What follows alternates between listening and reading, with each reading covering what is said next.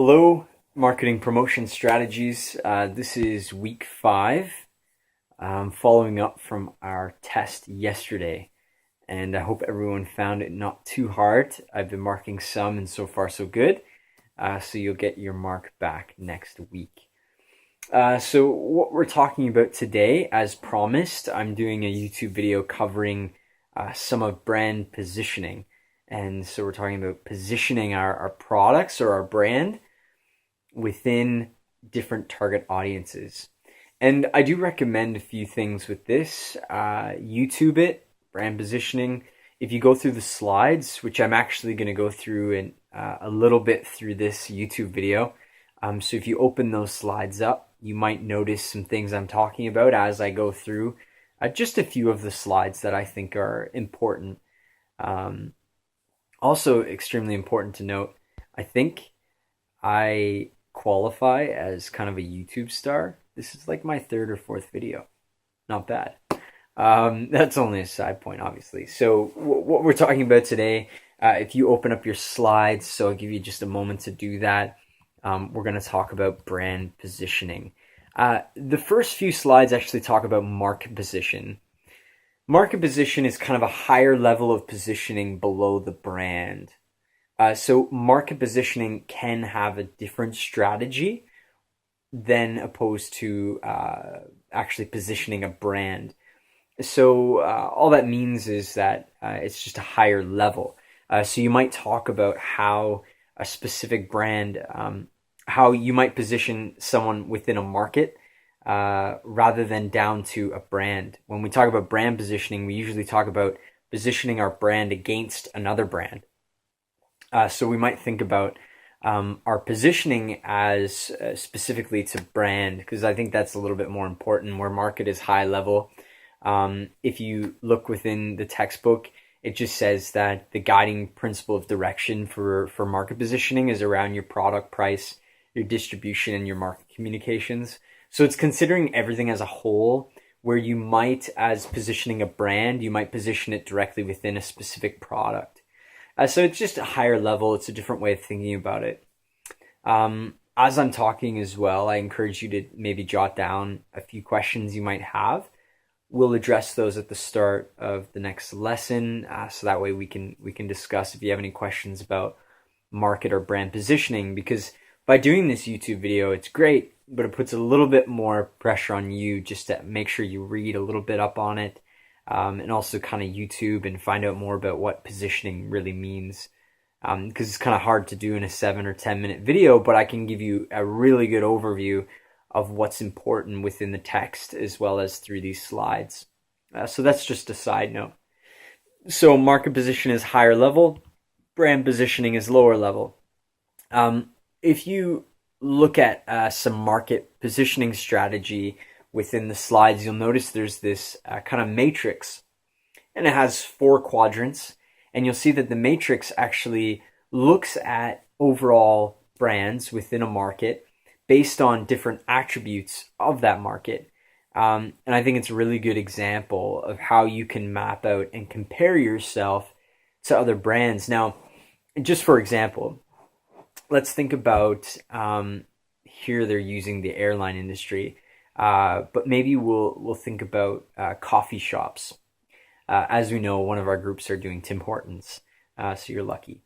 But Tim Hortons, if we think about that market of doing that retail sort of coffee shops, restaurant, that industry, we might compare different coffee shops based on a few different attributes. One might be selection. Okay, selection of perhaps coffees. We know that they just introduced this dark roast.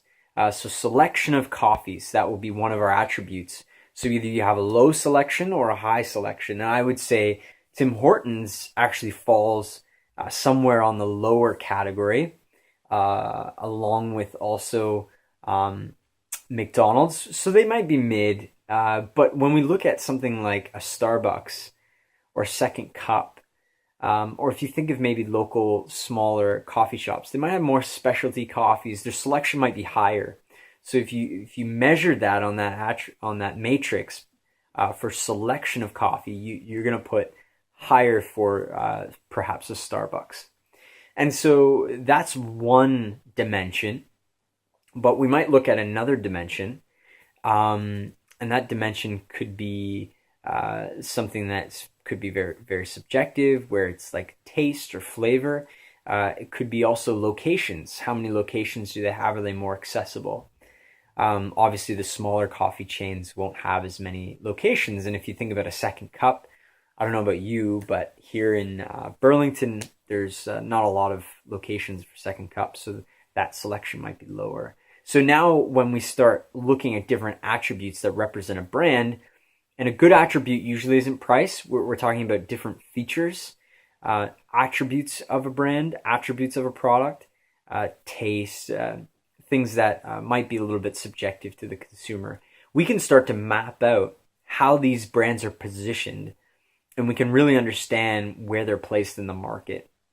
So it's a really good tool, and you'll see that within text that we can start to map and pinpoint, okay, there's a lot more selection here, there's less taste here, there's more options here, and we can map out how we compare to the competition. And now, why is this matrix useful? Well, it's useful because if we're mapping out where we are relative to the competition, if we would say we're almost identical to a McDonald's, if we're Tim Hortons, we're going to know that we're going to be against a lot more competition. And so when we're up against more competition, we might have to adjust and have more aggressive marketing or more aggressive pricing strategies. So how you position and the way you're perceived by customers is extremely important. And you'll see in these slides, we talk about brand repositioning. So we might position ourselves within a target audience as a brand that they use Olay as an example, and how they had to brand reposition from an older demographic to a younger. And I see this a lot in furniture. So brands repositioning themselves to younger demographics where they might have got more customers who are older, because maybe they have just the style of furniture or the offering they have. And so now they're really thinking about, how do we reposition ourselves, not as the old kind of consumer brand, but as a younger brand. And for furniture, that might look like targeting condo dwellers, right? We talked about this in class. So repositioning themselves as being this great place to find smaller furniture to fit in your condo. And so positioning is extremely important, especially in these companies that, in order for them to get different stock and inventory, and even in order for these companies to get changes to their distribution channels, these can be really difficult things and long-term things to do. But as a brand, we have this ability to position ourselves in the market. And we would measure that by talking to customers and seeing what they perceive us to be. And so I think that is important to note within this chapter. And if I skip through a few slides here, brand position strategy. So you see many cities served, okay. You see the airlines. So hopefully you have your slides up and you're able to kind of look at this. Brand positioning strategy decision process, that's important. You might notice I'm kind of a process guy. I think process can really help guide your thoughts and help you to be strategic. And so if you look at this brand positioning strategy, this decision process, we see that there's a couple important things in this process. And I believe one of the most important is the first one, developing a market partition. And really, brand positioning comes down to getting into those target markets. So we talked about target markets and target audience. So going and getting right into the target audience, understanding that segment really well, and thinking about how can we be successful in positioning ourselves against the competition. How can we be successful targeting this audience and positioning ourselves better than the competition? And that's a key question to ask. And when I think about a real life example, I think about Target. Have they done a good job positioning themselves against the Zellers and the Walmarts of the world? and all these other department stores. Why would I shop there? When I think about the Bay, I think about, okay, they have lots of brands and brands that I would know, which is important. Where we think about Sears and they have no brands, you've never heard of them. But I think when we think about Target, they needed to really position themselves well. And I'm not sure that they did that. So that's one thing to think about when it comes to brand positioning. And did they really position themselves well? So that's a good question I think we should ask. Not sure how I'm doing for timing. Hopefully I'm not going too far with my timing, but I know I just want to give a good overview here. So look at that decision process, evaluate that within the book. You'll see the assessment is the second and third step, always assessing where you're at. And then the difference between brand position and brand positioning strategy. Your position is where you currently are. Strategy is where you want to take your brand. And so as a marketer, we should be understanding where we currently are at, which is assessment, which is done in the second and third steps. And then where we want to go, where you see the common word here, is strategy, strategy, strategy. And so this is now this is into the future. This is looking at where we're going, from determining what your strategy is going to be all the way to monitoring that strategy. And we should think about that monitoring aspect, because monitoring can be an extremely important tool in understanding where we're moving. Are we going the right way? Are we actually meeting our objectives and our strategy that we set forth? So you'll see developing those market partitions, the assessment, and then also the strategy part, the foresight. And so that's our decision process, which is important to look at. We can see different ways to position our brand. You'll see there's 4 different types within the slides. So that would be through end benefit, brand name, product category, usage situation. And they actually go through some good little examples here. If we look at for instance, category. So category would be Via Rail. They're positioning themselves by product category against other alternatives. So they're not competing against another Via Rail, but actually within the category type.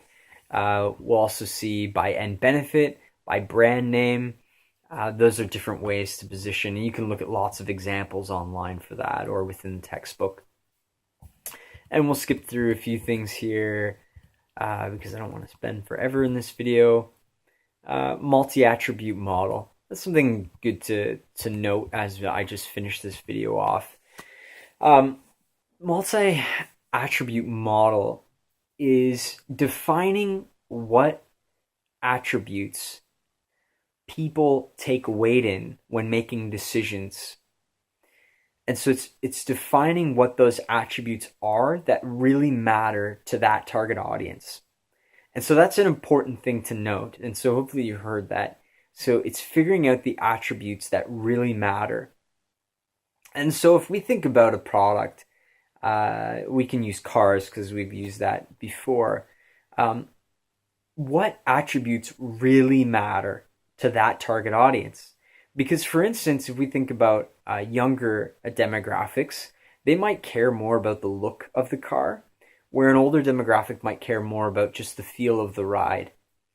So you're going to see that different audiences actually care about different things. And so when you use this multi-attribute model, you're actually trying to find out what influences consumer attitude and behavior through these attributes. And so we might define those as marketers with our different products, so we understand what triggers actual attitude with our customers. So that's an interesting thing to look at, and you can actually look at that in the textbook. And we go into now purchase motives, so problem removal.